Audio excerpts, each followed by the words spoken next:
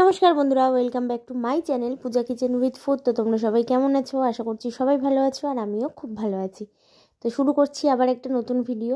তো আজ বানাবো হচ্ছে মাছের তেল দিয়ে পুঁই মিটুলি বা পুঁই শাকের ফল, যা বলো তোমরা। আমরা পুঁই মিটুলিই বলে থাকি এখানে। তো দেখো, তার জন্য কড়াইতে দিয়ে দিয়েছি তেল, আর আমি আজকে সর্ষের তেলে রান্নাটা করছি।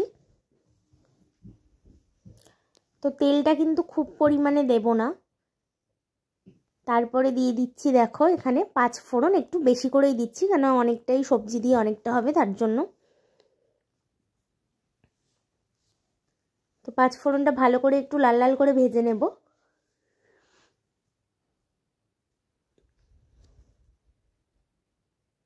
তো বন্ধুরা, 5 ফোড়নটা ভাজা হয়ে গেছে, তারপরে দিয়ে দিচ্ছি দেখো এখানে একটা পেঁয়াজ কুচি।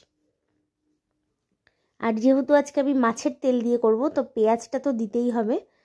আর মাছের তেল যদি না দাও তোমরা এমনিও কিন্তু করতে পারো, এরকম 5 ফোড়ন দিয়ে, 5 ফোড়ন শুকনো লঙ্কা ফোড়ন দিয়ে এমনিও করতে পারো। যেহেতু আমি এটাই মাছের তেল দিচ্ছি, তো একটু পেঁয়াজ রসুন তো দিতেই হবে। আর মাছের তেল কিন্তু এইভাবে খেলে বেশ ভালোই লাগে। তো দিয়ে দিচ্ছি দেখো 8 থেকে 10 কোয়া রসুন থেতো করে। তো পেঁয়াজ রসুনটা একটু ভালো করে একটু ভেজে নিচ্ছি।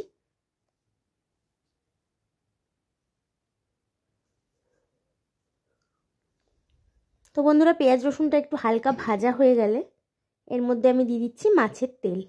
তো যেটাকে আমি ভালো করে ভাজতে ধুয়ে রেখেছিলাম, তো মাছের তেলটা দিয়ে দিলাম। দেখো, দিয়ে মাছের তেলটা দিয়ে যদি একটু এরমভাবে ভেজে নেওয়া যায়, তাহলে তেলের গন্ধটা অনেকটাই কমে যায়। মানে যে আঁশটানি একটা গন্ধ থাকে, মাছের তেল যতই তোমরা ভালো করে ধোও দেখবে একটা গন্ধ থেকেই যায়, সেই গন্ধটা একটু হলেও কম লাগে। তো এখানে দেখো কি কি আছে, সিম, বেগুন, কুমড়ো, আলু, তো দেখো কাঁচা লঙ্কা। তো এবার সবজিগুলো আমি দিয়ে দেবো, যেহেতু মাছের তেলটা ভাজা হয়ে গেছে।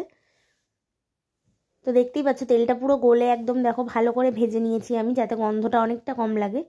তো এবার সব সবজিগুলো দিয়ে দিচ্ছি।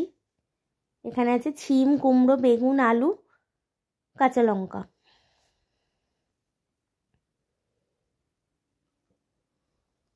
আর কাঁচা লঙ্কাটা আমি একটু বেশি করেই দিয়েছি, যেহেতু পুঁই মিটুলি আর মাছের তেল দেওয়া, একটু ঝাল ঝাল হলে ভালো লাগবে।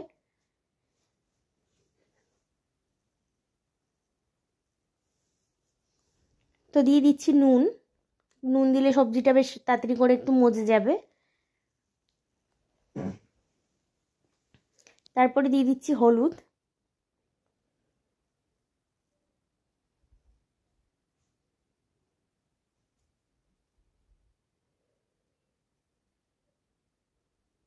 তো বন্ধুরা, নুন হলুদ দিয়ে দেখো দিয়ে দিচ্ছি অল্প একটু লঙ্কার গুঁড়ো।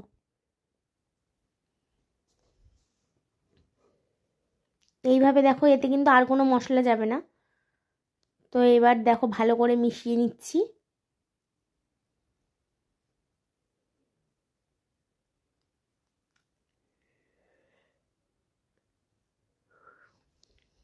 তো এবার দেখো পুঁই মিটুলিগুলো কেটে রেখেছিলাম ছোট ছোট করে, সেগুলো দিয়ে দিচ্ছি। একদম টাটকা পুঁই মিটুলি।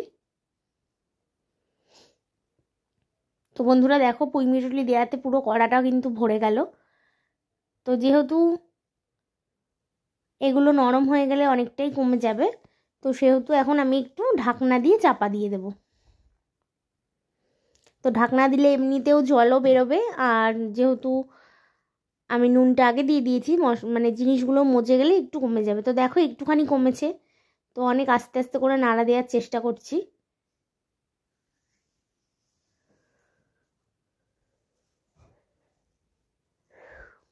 একটু উপর নিচ না করে দিলেও আবার জিনিসগুলো ভালো মজবে না, নিচেরগুলো মজে গেলেও উপর দিয়ে কিন্তু এখনও ভালো করে হয়নি। তো একটুখানি নেড়ে চেড়ে আস্তে আস্তে নাড়ছি, তাও এদিক ওদিক পড়ে যাচ্ছে। আবারও ঢাকা দিয়ে দেব। তো বন্ধুরা দেখো, গ্যাসের ওপর পড়েছিল, আমি তাই একটুখানি তুলে দিলাম। তো তুলে আবার ঢাকা দিয়ে দিলাম। তো মাঝে মধ্যে এরম ঢাকনাটা খুলে খুলে নেড়ে দিতে হবে। দেখো কতটা মজে এসছে।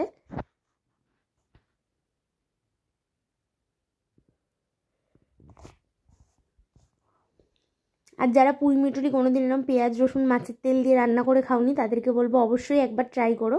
গরম ভাতে খুবই ভালো লাগে, আর যেহেতু মাছের তেল গরম ভাতে খেতেই ভালো লাগবে, ভাত ঠান্ডা হয়ে গেলে কিন্তু একদমই ভালো লাগবে না। মাছের তেলের যে কোনো জিনিস গরম ভাতেই কিন্তু ভালো লাগে। তো বন্ধুরা দেখো পুরো সবজিগুলো ভালো মজে গেছে, আর কতটা পুঁই মিটুলি ছিল দেখো মজে একদম কমে গেছে। এবার সবজিই বেশি দেখা যাচ্ছে, ওটা কিন্তু দেখাই যাচ্ছে না।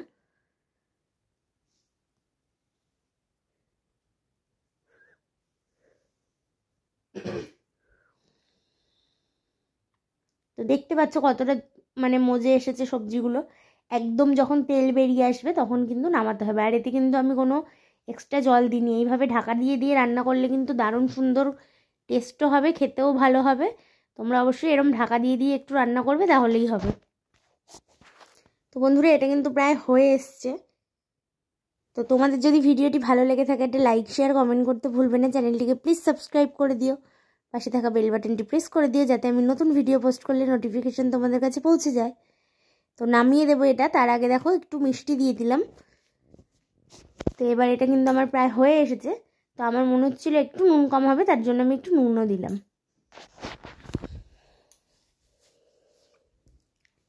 তো নুন মিষ্টি দিয়ে ভালো করে মিলিয়ে নিচ্ছি। আবার নিচে দেখো হালকা হালকা এবার লেগে যাচ্ছে, মানে এটা হয়ে এসছে। তো এবার কিন্তু আমাদের এটাকে নামিয়ে দিতে হবে। তো বন্ধুরা দেখো কালারও চেঞ্জ হয়ে গেছে, আর এইভাবে দেখো একদম সুন্দর মজে গেছে। পুরো চচ্চড়ি আমার পুঁই মিটুলি রেডি মাছের তেল দিয়ে। তো তোমাদের ভিডিওটি কেমন লাগলো অবশ্যই জানিও, আর ভালো লাগলে একটু শেয়ার করে দিও বন্ধু বান্ধব পরিবার সবার সাথে। তো দেখা হচ্ছে আবার একটা নতুন ভিডিওর সাথে, ততক্ষণ সবাই সুস্থ থেকো আর ভালো থেকো। তো এটা নামিয়ে নিয়ে আমি তোমাদের দেখাচ্ছি কেমন হয়েছে। তো বন্ধুরা এই দেখো পুঁই মিটুলির চচ্চড়ি আমার একদম রেডি। রেসিপিটা ভালো লাগলে অবশ্যই একদিন ট্রাই করো, আর জানিও কেমন লাগলো তোমাদের। তো দেখা হচ্ছে আবার একটা নতুন ভিডিওর সাথে। তো আজকের মতো টাটা।